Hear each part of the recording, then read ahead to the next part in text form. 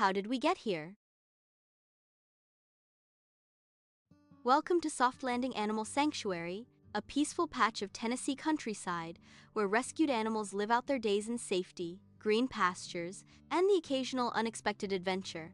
Here, every day brings a small surprise, usually involving hay, affection, or, more often than one might reasonably expect, an escape artist named Ralphie. On this particular morning, the sanctuary was quiet in the way only a place full of contented creatures can be. Pa, the kind-hearted caretaker with his gray beard, glasses, and steadfast overalls, was tending to the fences with the patient air of someone who has long accepted that the universe has a peculiar sense of humor.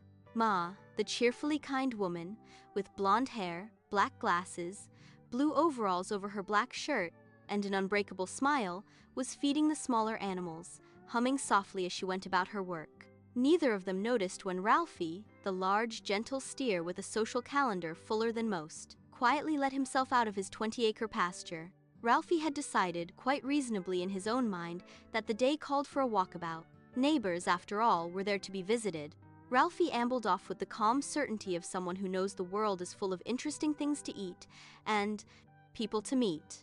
He made his way to Farmer John's field, where pumpkins grew in orderly rows, or at least they had until Ralphie arrived. What began as a modest sampling quickly escalated into something far more ambitious. Ralphie, in his enthusiasm, somehow managed to trample, nudge, and consume pumpkins at such a rate that the field appeared to suffer from a sudden and inexplicable pumpkin population explosion. Half-eaten gourds rolled downhill like escaped boulders, whole ones vanished into Ralphie's inexhaustible appetite, and the once neat rows became a chaotic orange landscape of destruction. Farmer John, upon discovering the scene, phoned Ma and Pa with the weary tone of a man who has seen this particular steer before. Ma and Pa loaded the truck and trailer without delay and drove to Farmer John's field.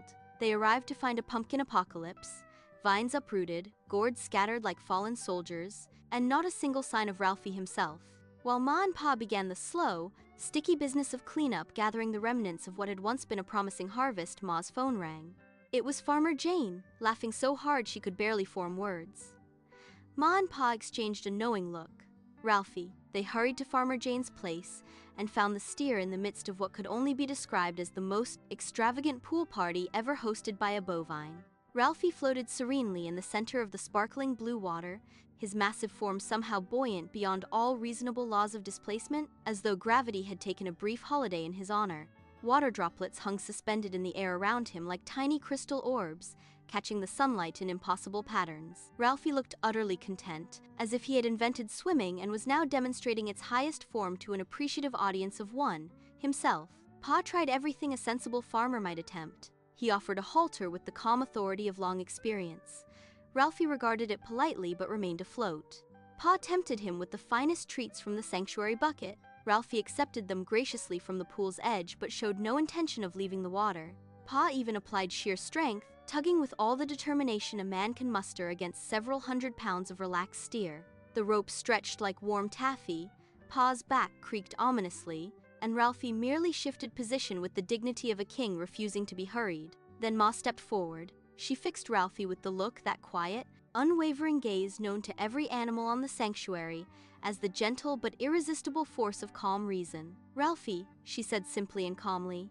"Out." Ralphie lowered his head in the manner of one who has suddenly remembered an important appointment elsewhere. The water droplets fell at last, gravity politely resuming its duties. Ralphie waded to the edge, stepped out with surprising grace for such a large creature, and shook himself dry in a single, spectacular spray that rainbowed briefly in the sun. As Pa led Ralphie back to the trailer for the ride home, Ma and Farmer Jane set about cleaning up the modest mess Ralphie had left by the pool towels displaced, a few floating leaves, nothing that couldn't be tidied with laughter and a garden hose. They laughed the whole time, the sort of laughter that comes from knowing exactly how absurd and endearing life can be. When Pa returned with Farmer John, the four of them, Ma, Pa, John, and Jane, sat together on the porch as the sun dipped low, painting the sky in soft oranges and pinks. They sipped coffee from mismatched mugs and looked out over the now quiet pool. In the gentle hush of evening, they reflected on the day, on how one steer could turn an ordinary morning into a small epic of chaos, and how, despite the pumpkins lost, the fences tested, and the physics mildly offended, everything had turned out all right in the end. Because even though Ralphie and his fellow animals are, without question, chaos monsters in the most literal sense, capable of transforming a peaceful field into legend and a simple pool into myth, we still love them. We love them for their escapes, their appetites, their unshakable belief that the world is better when shared. And perhaps that's the quiet miracle of Soft Landing, that in the midst of all the absurdity, there is always room for one more friend, one more laugh, one more cup of coffee at sunset.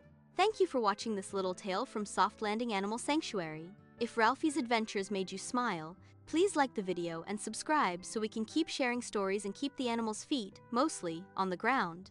Until next time, take care!